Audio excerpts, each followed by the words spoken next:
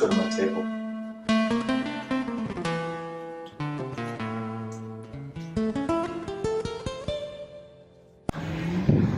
Oh. Here I am in Miami, where little red ants are biting my legs. Here I am in Miami, Florida, the land of flowers, the blessed panhandle, the Sunshine State, the nation's tropical retirement community. Florida was the first state in the US to be colonized by Europeans. It was the Spaniards, of course. Since then, the government aggressively fought, killed, and displaced indigenous people. Also was a slave state. Florida is the third most populous state in the country, with the largest population of people over 65 years of age. Florida has rich biodiversity, with animals like manatees and panthers, both of which are on their way to extinction. Florida, for better or worse, is not going to exist much longer. These beaches over here that you cannot see from where we're sitting, but believe me, they're out there.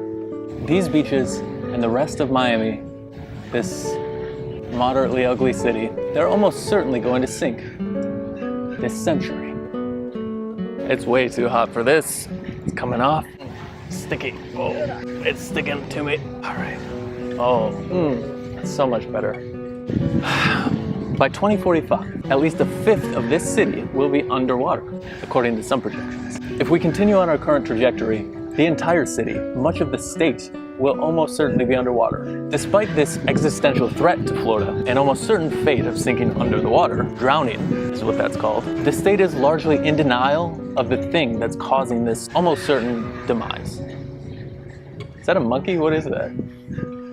That is fossil fuel-driven climate disruption. It's as if a giant asteroid is speeding toward Florida right now, and is almost certainly going to destroy everybody on it left behind. And instead of getting all the astronauts together with all the physicists and all the other smart people to figure out how can we nudge this asteroid out of the way of Florida so it doesn't kill everybody, instead, the state's government is saying things like, don't say asteroid, it has ass in it, because that asteroid definitely doesn't exist and definitely isn't going to do us any harm. Most voters seem to be fine with that.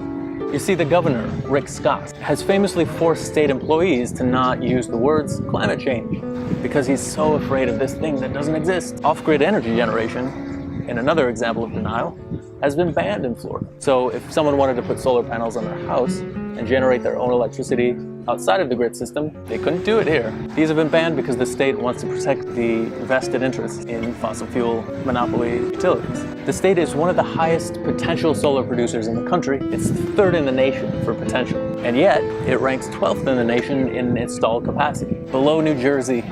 Below New Jersey. Basically, the state isn't just denying that the asteroid exists.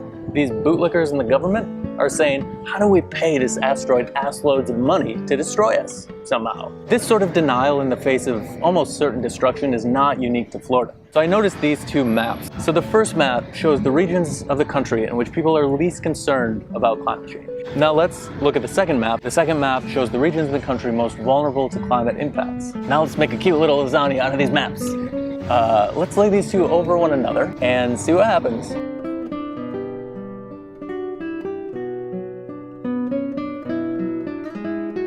You see there's a lot of overlap.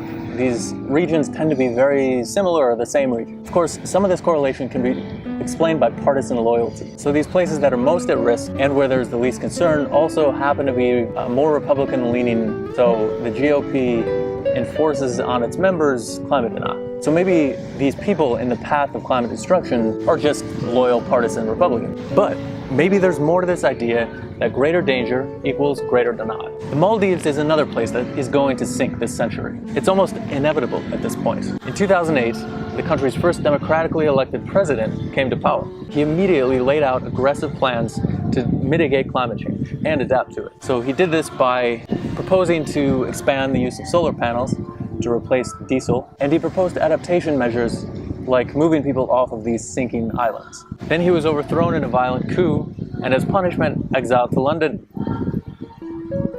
The new dictator threw out his plans and told the nation reassuring fantasies. Fantasies like, we're going to build new islands. The seawalls will keep out the sea.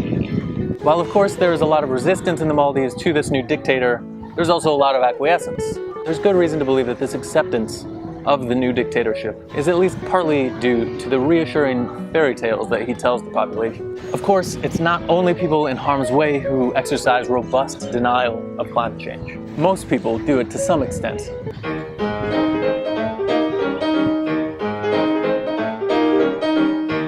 So I think, just quick digression, I think rich people think a lot about climate change. That's why so many of them are hoarding so much wealth. They want to protect themselves when the end times come. Buying up land in New Zealand. It's why they're buying luxury bunkers.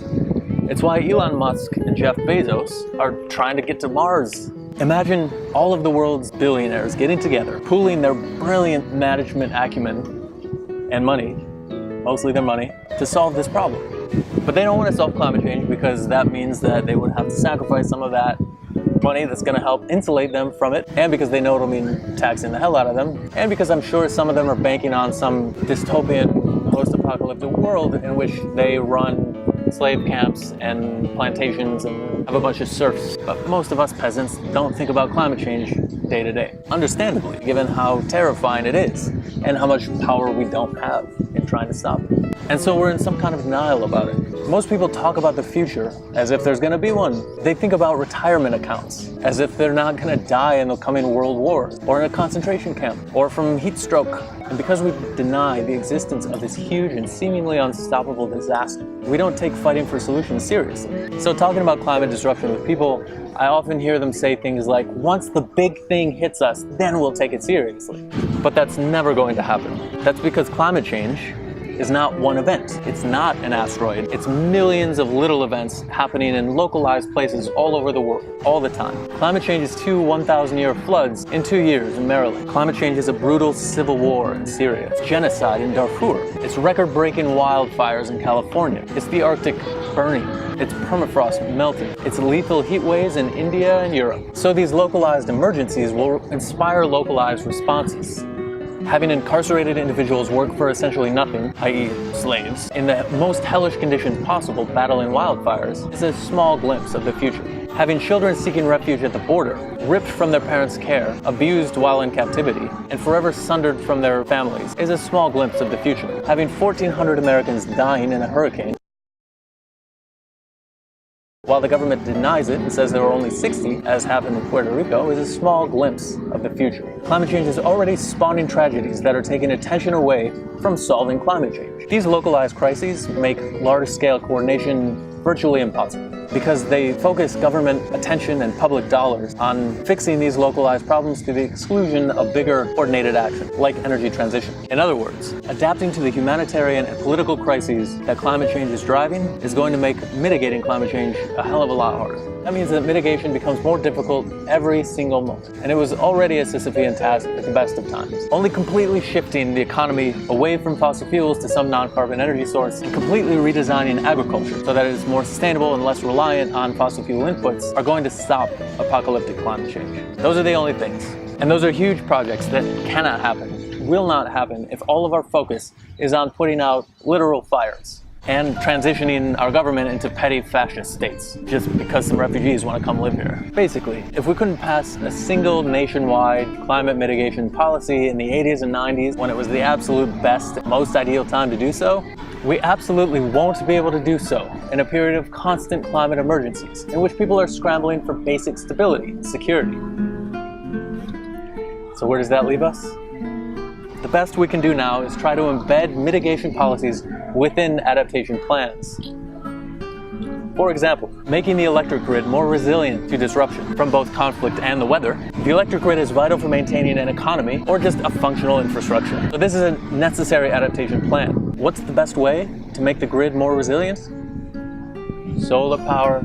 It's to give communities the means of their energy production. Solar and wind with storage and localized distribution is the best way to make the grid more resilient. This also happens to be one of the most important tools, maybe the most important, in mitigating climate change. Mitigation policy wrapped in an adaptation plan. So what's another central form of climate change adaptation that needs to happen? It's making the food supply resilient to the myriad disruptions that climate change will bring. Disruptions like changes in seasons, droughts, floods, blights, and parasites, and breakdowns in supply chains. So what's the best way to make the food supply more resilient? Well, it just happens to be implementing agroecological and sustainable agricultural practices. This is also one of the most important ways to contribute to mitigating climate change. Again, mitigation policy wrapped in an adaptation plan. Both of these, and many other examples I'm sure, contribute not only to the physical adaptation necessary for survival, but they also contribute to the political adaptation to climate change that's going to be necessary for maintaining some kind of democratic or humanistic government that we're going to need to undertake to avoid becoming enslaved to fascist dictatorships. Giving communities the tools with which to produce their own energy, their own food, gives them the means by which to resist the climate kings who are already beginning to seize thrones, lands, and lives. There are many more ways in which we can bundle mitigation policies within adaptation plans, but we don't have enough examples right now. We're not doing enough of it right now. The nice days of quick, clean decarbonization are gone. They passed in the 80s and the 90s. The time now is for desperate and haphazard decarbonization plans. It's time to get creative. My sunglasses.